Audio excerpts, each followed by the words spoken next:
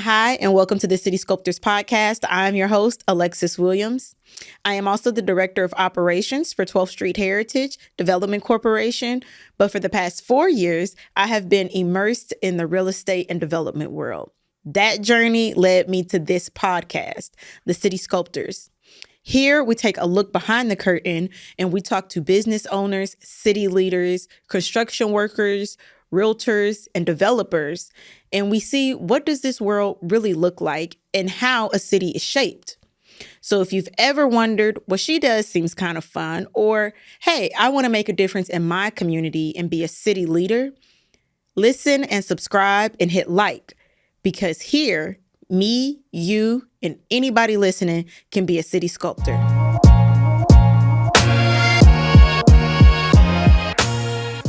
Hi, welcome to the City Sculptors Podcast. I am your host, Alexis Williams.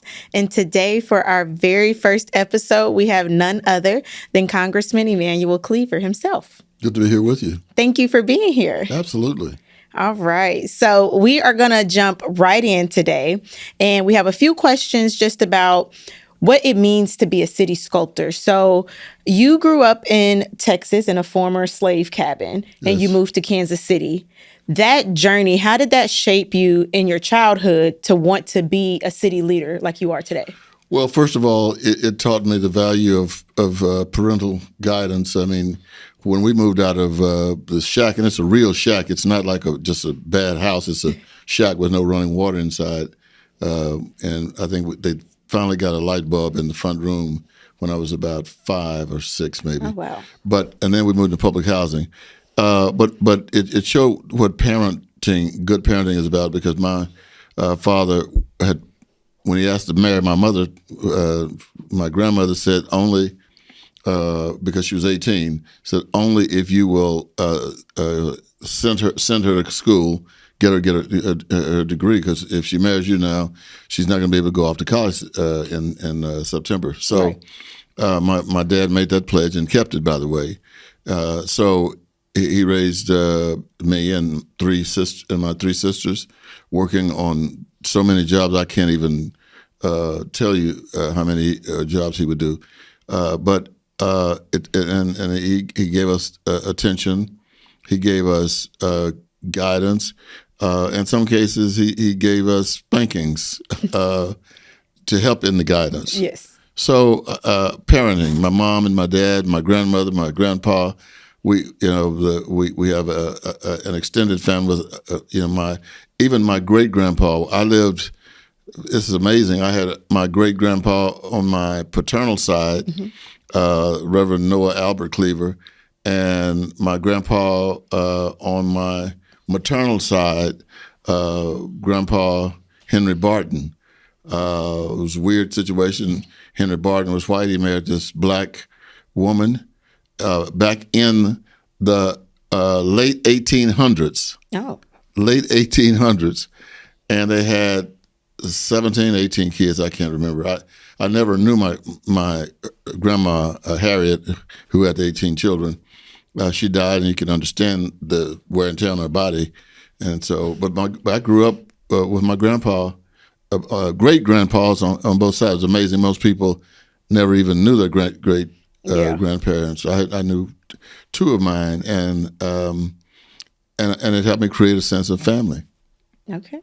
Well, thank you for that.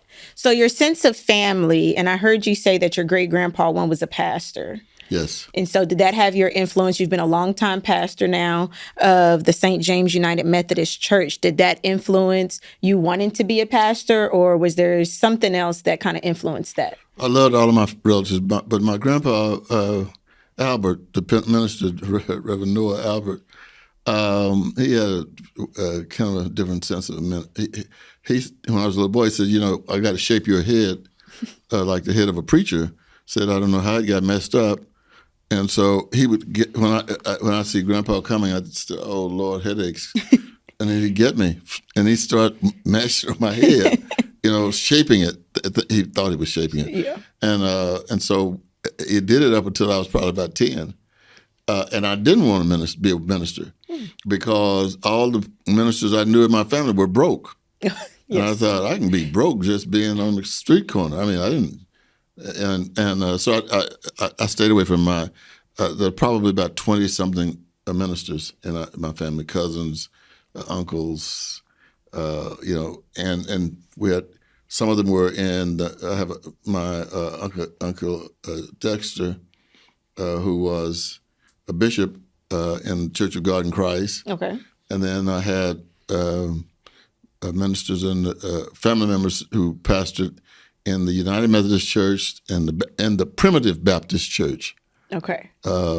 Which is where I kind of grew up between the Baptist, Methodist, and Church of God in Christ. Okay, all of the above. Yes, and we never. I can't remember a weekend in my life when I wasn't in church. Oh wow. So okay, so they, I would say, shaped you then to Unconsciously. I when I look back, I started my first church when I was 7. I had 3 parishioners. My 3 sisters, they were sinners. They were terrible, terrible, terrible parishioners. They didn't give.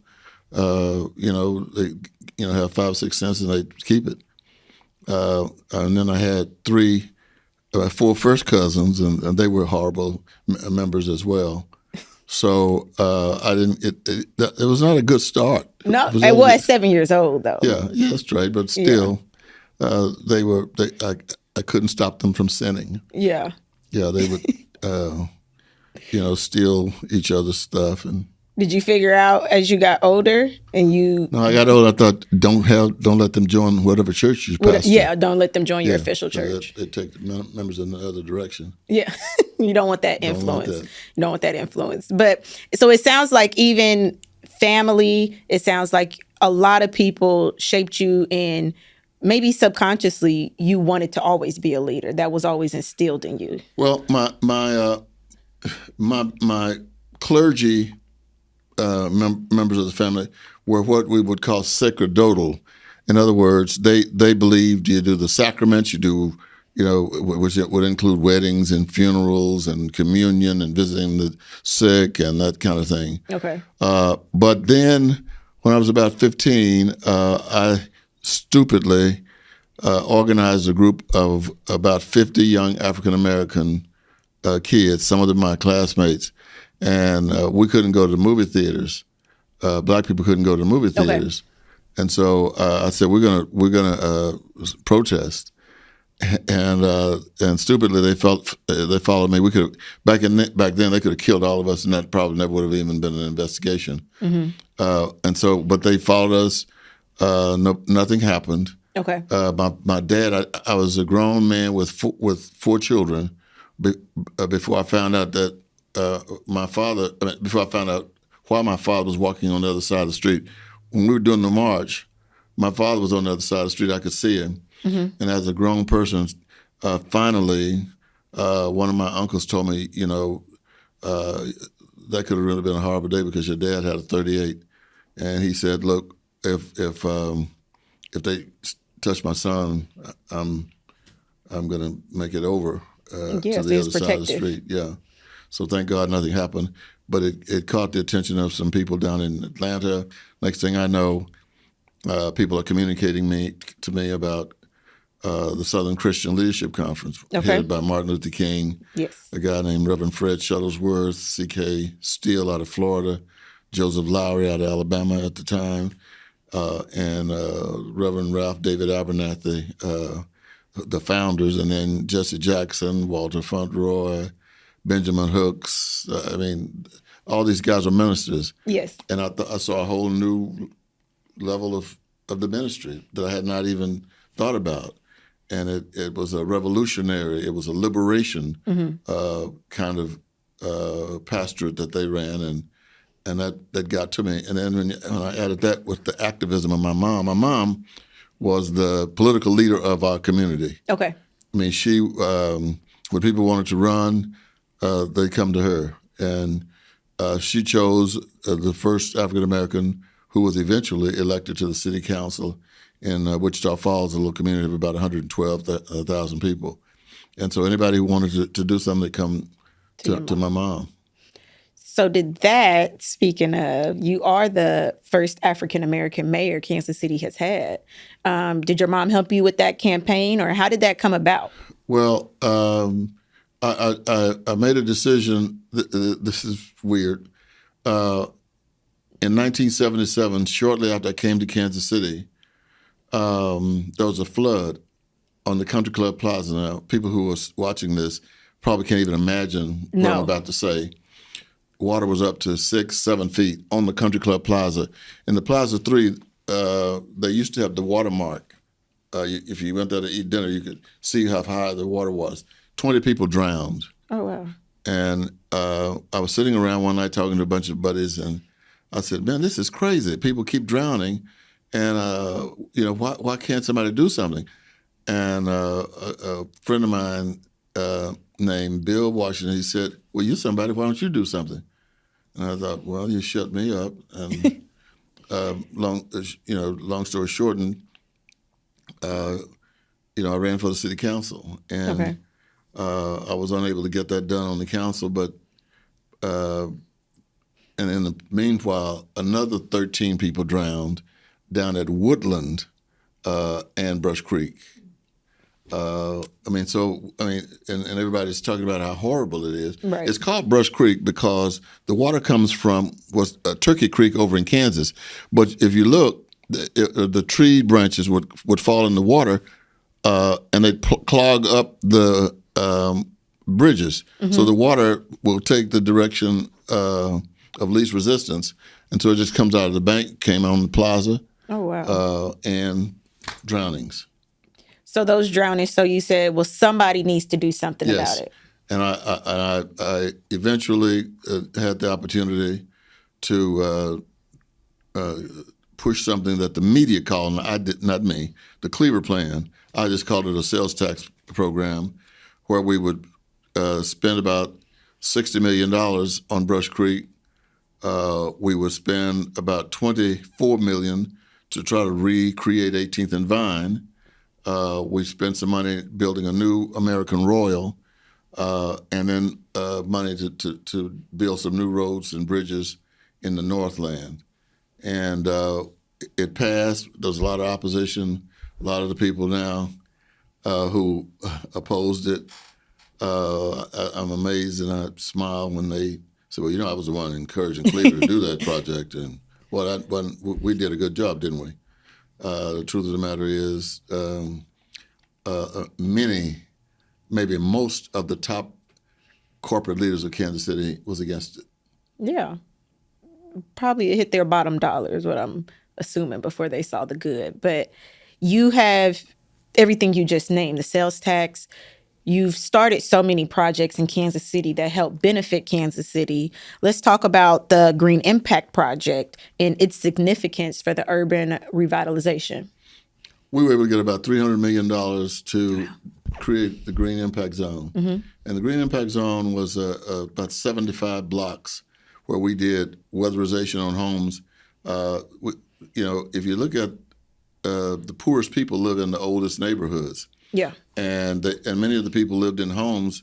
If you stepped up on the porch in the middle of the winter, you could get warm on the porch, even if they had the doors and windows all closed, because those houses were not built like with energy in mind. Right. And so we had to go and do weatherization. We put smart grid technology in people's homes so that somebody could they could leave home, turn the thermostat down to, say, 68, and then before they got in the car to come home, they could call and tell the thermostat to raise the temperature to 72, 75, whatever. Yeah. So we put those in homes. And then we had to buy a lot of furnaces. There's a video right now, if you can find it online, the Green Impact Zone. And the lady, it's the old elderly lady, she's not with us anymore, but she named her furnace Big Thunder. And she was just, the happiest day of her life, living in a house that was warm in the winter and cool in the summer. We built, almost rebuilt 31st Street from like 31st Street all the way down to about 47th Street, and then we did curb sidewalks from Kansas City all the way to the city limits going to the west, like up until about KU. Okay. And so we spent a lot of money, did a lot of good things. But when the administrations changed, that's the bad part in politics, or the good part, depending on one's philosophy. We were able to. I mean, it was halted. We'd gotten all the money, and I directed the money to the Mid America Regional Council. Okay. So that first of all, they would keep an account of every penny that was being spent, and so there, up until this very moment, there's never been any question about 2 cents. Yeah. And we had to do that. I mean, nobody asked us to do that. Yes. That was my decision, but we did that because we wanted people to know that we could make decisions even with millions and millions of dollars in a very ethical way, and no questions as of today. Yeah, love that. So you spoke on something, and we talked about the impact that everything that you have has done. But with the change of administration, and with this one in particular, the new thing is tariffs right now. You've been very vocal about the impact on tariffs, and I don't know if all of our listeners understand. So can you tell us, for Kansas City specifically, what impact will these tariffs have on our regular, everyday citizens, businesses, everybody? You're right. A lot of people don't understand, including a man named Donald Trump. Tariffs is a synonym for tax. Yes. And so if we are importing things from, let's say, China, Okay. If we have to pay when it comes in at Long Beach, there's a huge part of the Long Beach, California oceanfront where ships come in. It's an amazing sight if you ever get close to Long Beach, close to Los Angeles. Yes. And so they have to pay a higher price to bring those products in from China. China puts a tariff on it. Well, what are they going to do? Just eat it up? Nope. They're going to pass it along to people who buy their products. And so it's a tax increase. It's a cost of living increase. And in Kansas City, we buy parts from. Well, let me do one more. Most people would be surprised to know the number one export from Missouri is not corn. That's right. Or beans. It's transportation related items. We've got, for example, car manufacturing center in Clay, Como, and we used to have one in Lee's, General Motors. And so we get body parts. We're buying, manufacturing them, servicing both the plant in Clay County and also around the region. And then we come to the agricultural part. We do about $700 million a year in corn, and another $700 million in beans and soybeans.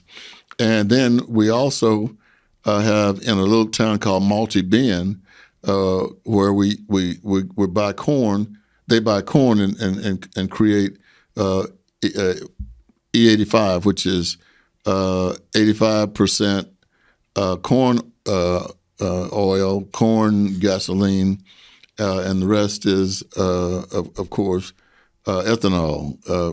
Made from corn, and so that's all exported.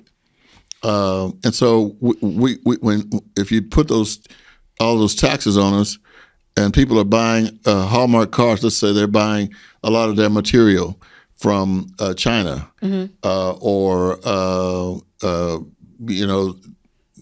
some of it comes from Canada. Hallmark has operation in Canada, and then when you say you're going to tax Canada and then Mexico, it's a dumb deal, because the United States has major trading partners, guess what? Who they are? Canada and Mexico. So they get mad at us, which they are right now, by the way. And so the tourism from Canada is down right now, almost 60%. Oh, wow. So that means money not coming in. And same situation with Mexico, because right now people are being pulled off the streets if they look like they are Mexican or African American or African. We're in a bad situation. But tariffs will help nobody, and that's why the president is now backpedaling. He said, "Well, I guess we shouldn't have it." And then the day he said that we're going to do it, and it's back and forth. The problem that's going to hurt everybody, including those of us in this community, is the markets in New York and in Tokyo, Asian markets, in the EU. They don't like uncertainty because people are spending billions and billions of dollars every day, and they want certainty. They want to know that the next day is going to be Thursday, and they want to know that we're not going to increase tariffs on anybody. So tariffs have never been something that's great, but if you're going to use tariffs, you have to be very, very strategic. You have to be like what the surgeon, trying to very delicately open up a human body. You can't just arbitrarily say 45% tariffs on China. You can say it. Our president said it, but today he won't just come out and say, "Look, I made a mistake."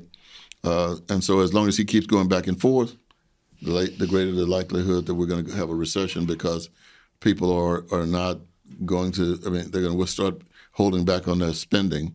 Yeah. And also that hurts if interest rates go up. Your 401k is going to get hurt. I mean, I had one before Donald Trump started, 401k. Now it's a 101k. Yeah. I think my wife's are down 0.1k. Yeah, I know a lot of people have been speaking about retirement was coming up and around the corner, and it's completely gone. That's right. And most people's retirement is connected to the bond markets and to the markets, because you get your interest rates is what gives you the opportunity for your retirement to grow. Right. But you start messing around in the stock markets, people are going to get hurt. Yeah. And that is the case right now. And so that does affect kind of all of Kansas City, but affects everybody. But in Kansas City, before these current 5 months, Kansas City has seen a lot of growth in a positive direction. Yes. And I know we talked about kind of some negative things, but in a positive direction, Kansas City has been growing, bringing different types of development to Kansas City. So just from your long tenure, how do you see Kansas City in the next decade, in the next 10 years? What do you think Kansas City will look like? It's going to be the shining star in the lower Midwest. It'll be Chicago and Kansas City. It's pretty much that's what it is right now. People probably don't realize this, but in 1955, the largest city in the state of Missouri was St. Louis. They had just a bit under 1 million people. They were the 11th largest city in the country. Today, St. Louis is barely the number 2 city. They're eventually going to battle that with Springfield. Okay. And very likely in the next 5 years, maybe Springfield will be the second largest city in the state. Kansas City is the largest by far, both geographically and population-wise. We are over 500,000. St. Louis is at 315,000. The world hasn't recognized that, because when you look at the news in the morning and they show the temperature around the nation, they always show the largest city. Yeah. And when they have if you see the Missouri map, they'll have St. Louis. They're dumb and stupid, and that makes me angry, because the geography we hold. I didn't mean to use the word stupid. Go for it. It's the honest geography, podcast. Our geography works against us, because when I was mayor of Kansas City, I'd go into other places and people say, "Now, are you the mayor of Kansas City, Kansas, and Kansas City, Missouri?" And I got to the point where I said, "Yes," just like you can be the mayor of Milwaukee and Miami at the same time. Yeah, well, okay, there you go. Because I mean, and even on national TV, people will say, "We're here on the plains of Kansas for the game between the Kansas City Yes. Chiefs." I mean, it just drives me nut bucket crazy. I think everybody. Yeah, and so I called. I was married at the time. I called ABC one night, and they did it on the air. They said, Mayor Emanuel Cleaver just called and blessed us out. It wants us to make sure we understand that this is Kansas City, Missouri. Yes. I've only done that once. Then I didn't know they were going to do it on the air.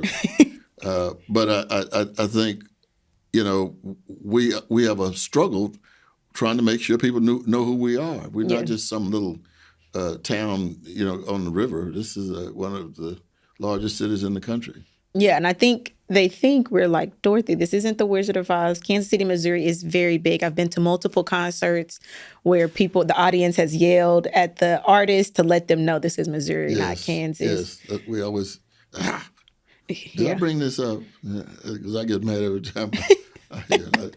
I didn't mean to bring it up. You went there, but I think it's something for everybody to know. So we're going to take a little break, and we will be right back with the City Sculptors Podcast.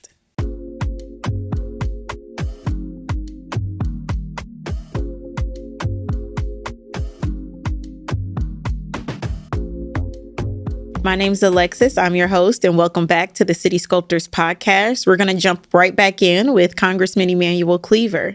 So my first question back is, what urban development are you looking forward to in Kansas City, Missouri? Parade Park. That's a big one.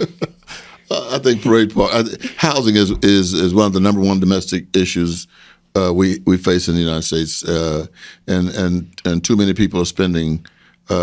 We consider a person in trouble if they spend more than 30% of their income on housing, and right now there are a lot of people who fall into that category, which means they're house poor, and so that's a significant development in the urban core.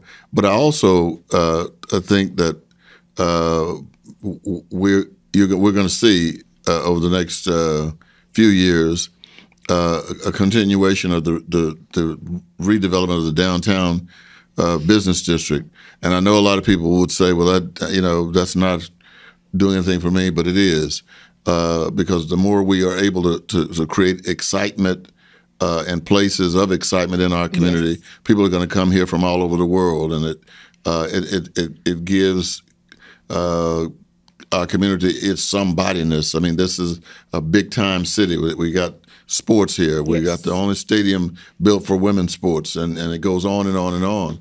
So I think that in the next few years, you're going to see new development, and if we're not careful, the development is going to be all outside the corporate city limits of Kansas City, so what we're doing right now is trying to do pockets of affordable housing all through the community, and we also have to have some executive housing. If we do not, a lot of the young people like you, yes, who can move and live anywhere, are going to go to suburban communities. Yeah, and because they're going to want their kids to go to the best schools possible.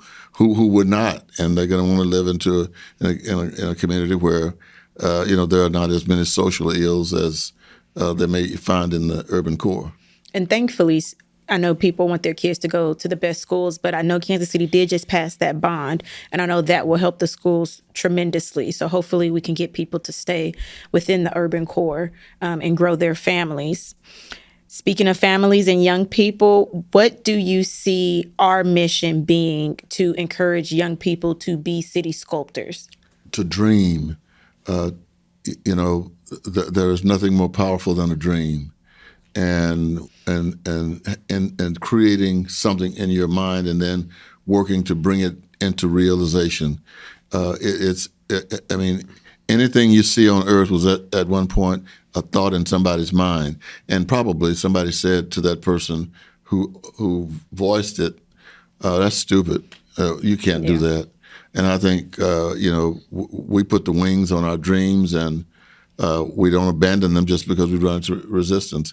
This nation, this world was built on people who had an idea whose time was now, and they started building their world around that idea.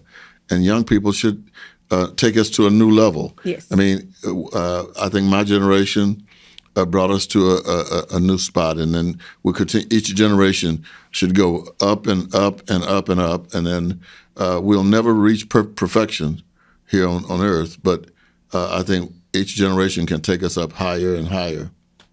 And by taking us higher, do you believe mentors do that, or how do young people, get the courage to be in their communities, be leaders in their own right? Do they need a mentor, or it helps? I mean, look, when I started talking about trying to save Union Station, I had people tell me that it was crazy, that I wasn't going to be able to do it.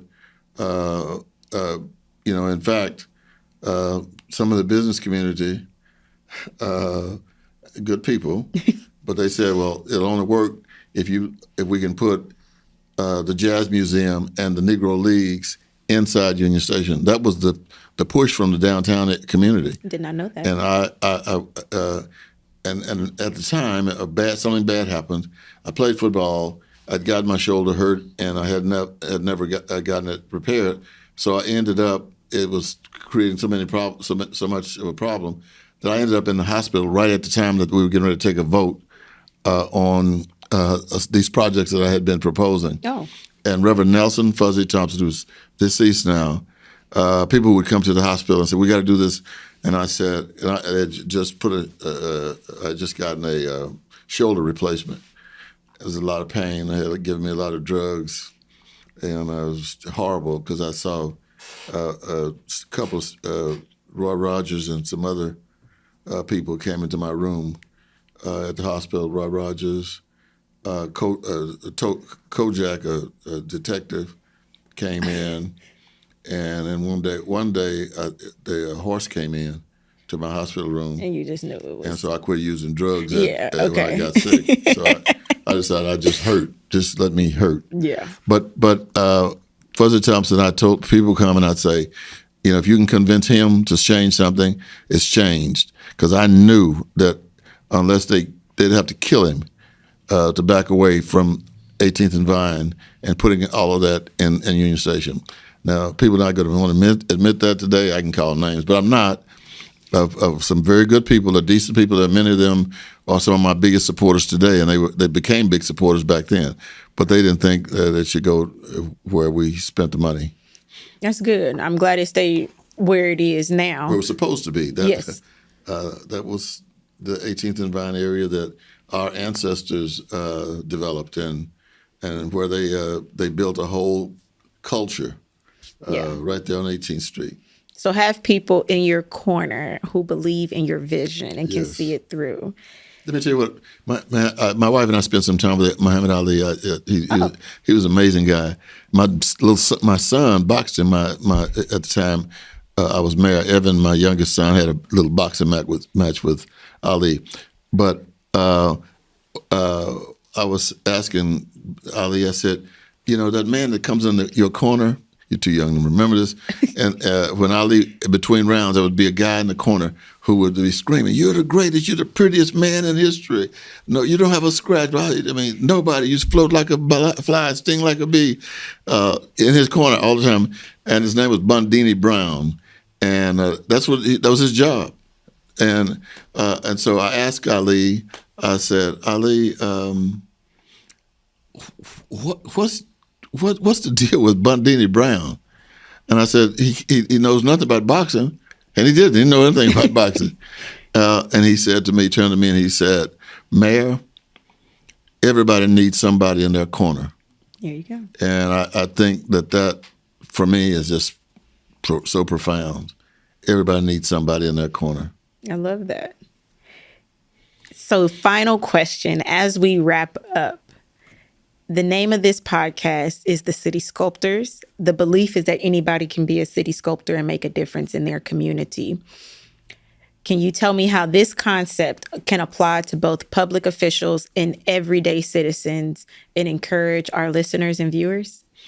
Yeah, I think everybody ought to find somebody that they can listen to, and somebody who would take time to give them some guidance. I still seek out guidance from people. People. Charlie Rangel, for example, who's a retired member of Congress, one of the most influential Congress members in history. And right now, I'll call him on the phone. He's up in New York. He's 93 years old.